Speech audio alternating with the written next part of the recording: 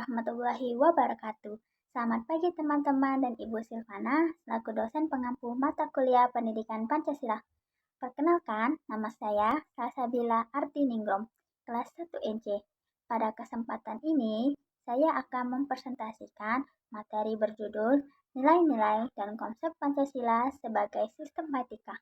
Pancasila selama ini kita kenal sebagai dasar negara, tapi lebih dari itu, Pancasila juga memiliki fungsi yang sangat penting sebagai sistem etika, yaitu pedoman moral yang mengarahkan perilaku masyarakat Indonesia. Di dalam kehidupan sehari-hari, nilai-nilai Pancasila sebenarnya menjadi landasan untuk menentukan mana yang baik dan mana yang tidak. Namun, seringkali kita hanya menghafal sila-silanya tanpa benar memahami makna moral yang terkandung di dalamnya.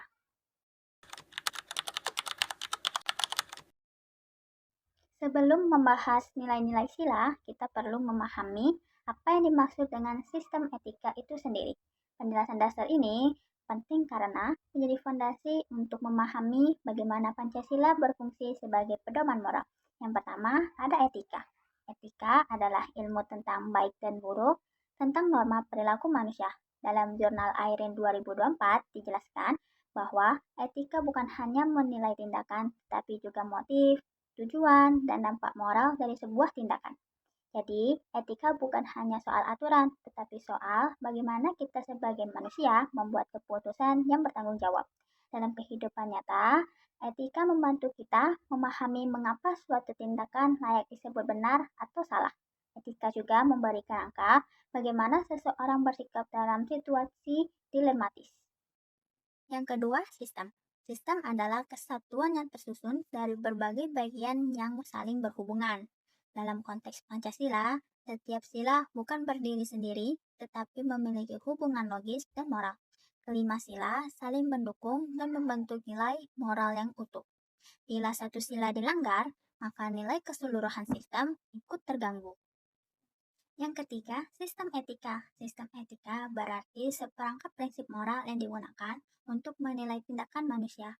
Di dalam buku juga menjelaskan bahwa Pancasila adalah sistem etika normatif. Artinya, Pancasila memberi standar untuk menilai baik buruknya perilaku warga negara, kebijakan pemerintah, dan hubungan sosial masyarakat. Sistem etika juga menjadi dasar bagaimana masyarakat Indonesia menjalankan kehidupan bernegara, mulai dari hubungan sosial, pengambilan kebijakan politik, hingga tanggung jawab moral sebagai warga negara.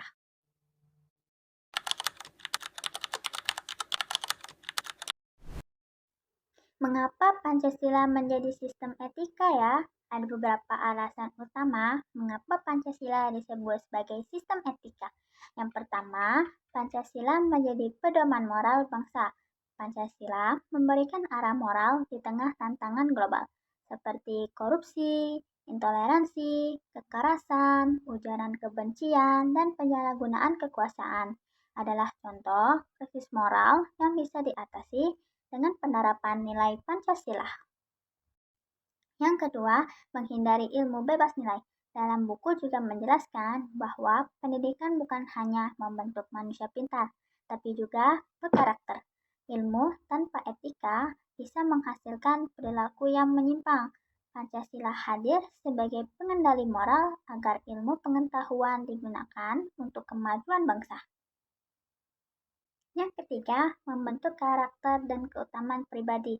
Nilai seperti kejujuran, tanggung jawab, disiplin, gotong royong, empati, dan kebijaksanaan merupakan bagian dari karakter unggul yang diharapkan lahir dari penerapan Pancasila. Yang keempat, menjadi dasar moral bagi kebijakan negara. Setiap kebijakan pemerintah harus mencerminkan nilai Pancasila, khususnya kemanusiaan, demokrasi, dan keadilan. Tanpa moral, kebijakan bisa bersifat sewenang atau tidak adil. Yang kelima, filter budaya global. Globalisasi membawa banyak nilai baru, namun tidak semua cocok dengan budaya Indonesia. Jurnal IRIN menyebut Pancasila sebagai penyaring moral terhadap pengaruh negatif budaya luar. Yang keenam, memperkuat integrasi nasional.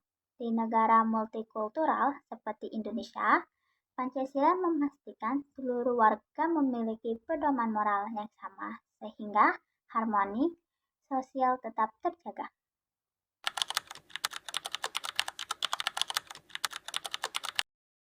Sila pertama yaitu ketuhanan yang Maha Esa. Sila pertama mengandung nilai keimanan, moralitas, dan toleransi.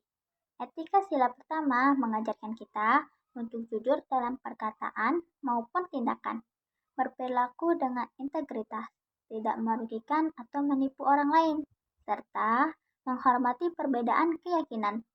Dalam kehidupan modern, sila pertama menjadi pedoman untuk menjaga moralitas dalam dunia digital, seperti tidak menyebarkan hoaks, tidak memfitnah, dan tidak melakukan ujaran kebencian. Menurut jurnal Airin, sila pertama menjadi fondasi moral yang membentuk karakter spiritual manusia Indonesia. Sila kedua itu kemanusiaan yang adil dan beradab. Sila kedua menekankan pengakuan bahwa setiap manusia memiliki martabat yang sama. Etika sila kedua meliputi sikap adil kepada siapapun, menolak diskriminasi, menghormati hak asasi manusia, menjunjung kesopanan dan adab, dan menolak segala bentuk kekerasan. Sila ini menuntun kita untuk memiliki empati, mampu merasakan apa yang orang lain rasakan. Etika ini sangat penting dalam kehidupan sekolah, kampus, maupun pekerjaan. Sila ketiga, yaitu Persatuan Indonesia. Sila ketiga mengandung nilai persatuan, toleransi, integrasi sosial, dan cinta tanah air. Etika sila ini mengajarkan kita untuk menghargai keberagaman suku, agama, budaya, ikut menjaga kerukunan, tidak menyebarkan konflik, dan mengutamakan kepentingan bangsa di atas kepentingan pribadi. Sila ketiga menjadi penting karena masyarakat Indonesia hidup dalam keberagaman. Tanpa etika persatuan, perpecahan mudah terjadi. Sila keempat yaitu kerakyatan yang dipimpin oleh hikmat kebijaksanaan dalam permusyawaratan perwakilan. Sila keempat berkaitan dengan etika demokrasi. Etikanya mencangkup menghargai pendapat orang lain, tidak memaksakan kehendak, menggunakan musyawarah dalam menyelesaikan masalah, dan mengambil keputusan secara adil. Dalam buku juga dijelaskan bahwa demokrasi tidak hanya soal suara terbanyak, tetapi harus dilakukan dengan kebijaksanaan.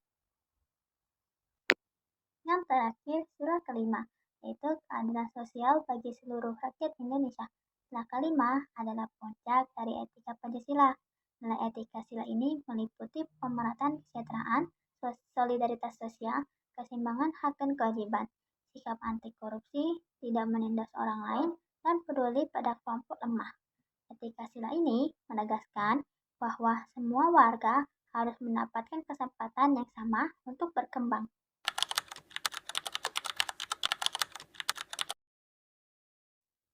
Ada beberapa contoh penerapan etika Pancasila dalam kehidupan nyata. Di sila pertama, ketika kita memilih untuk bersikap jujur meskipun tidak ada yang mengawasi, itu merupakan penerapan etika sila pertama.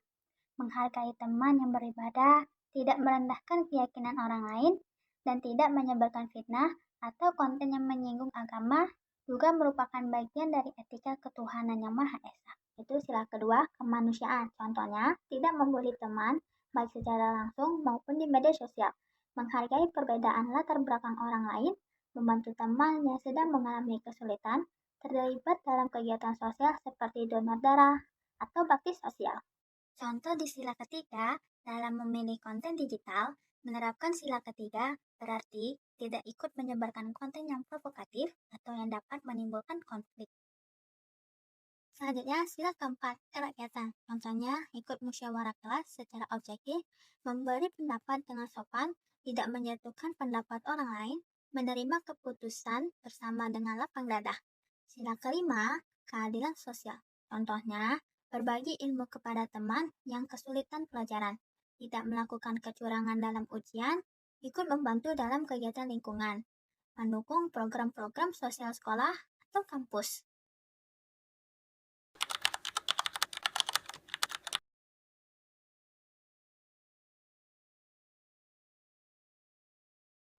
Selain menjadi pedoman moral dalam kehidupan pribadi, sosial, dan berbangsa, Pancasila juga memiliki peran penting sebagai sumber etika profesi. Artinya, Pancasila menjadi dasar nilai yang membimbing perilaku seseorang dalam menjalankan pekerjaannya.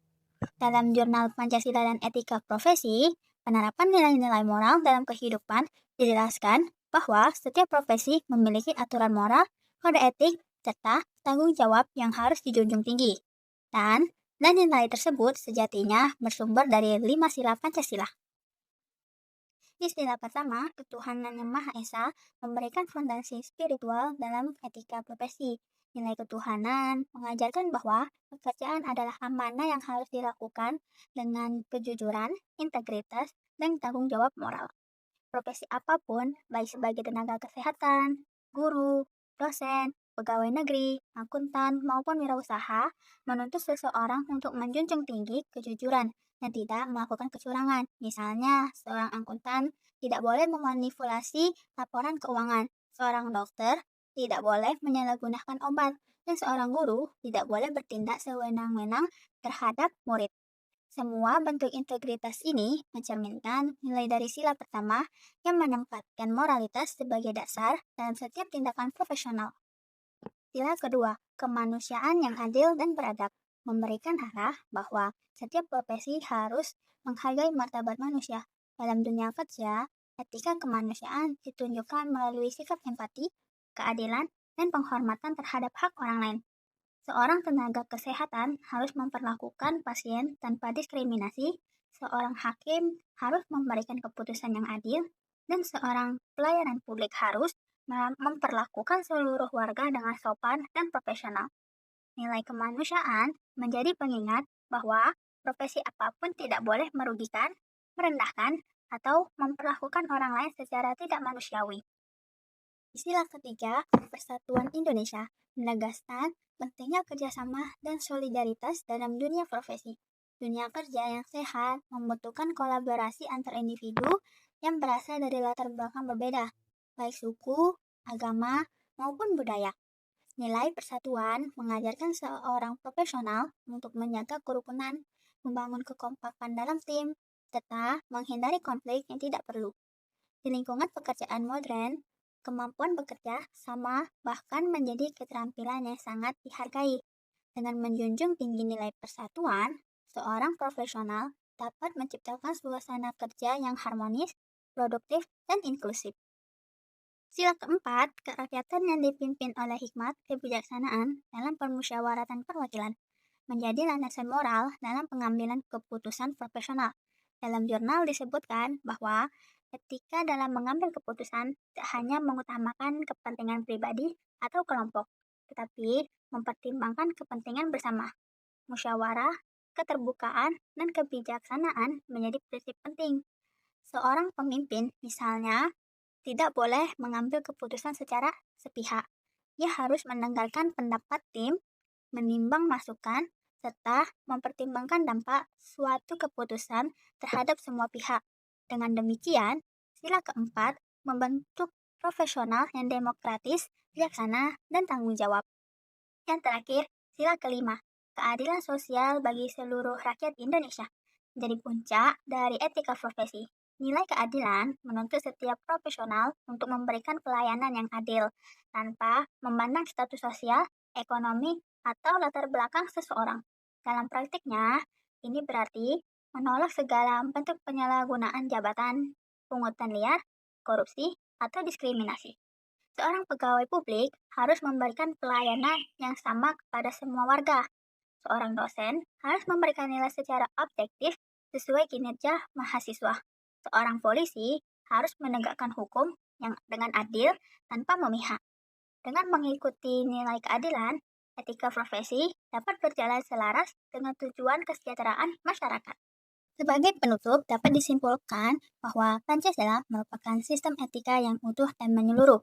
Nilai-nilai yang terkandung di dalamnya bukan hanya menjadi landasan negara, tetapi juga menjadi sumber moral yang membimbing perilaku kita dalam kehidupan pribadi, sosial, dan profesional. Melalui penerapan nilai-nilai Pancasila sebagai dasar etika, profesi, Setiap individu diharapkan mampu menjalankan pekerjaannya dengan kejujuran, tanggung jawab, dan rasa kemanusiaan yang tinggi. Dengan demikian, Pancasila tidak hanya menjadi pedoman berbangsa dan bernegara, tapi juga menjadi dasar moral untuk membentuk pribadi profesional dan berkarakter, adil, dan berintegritas.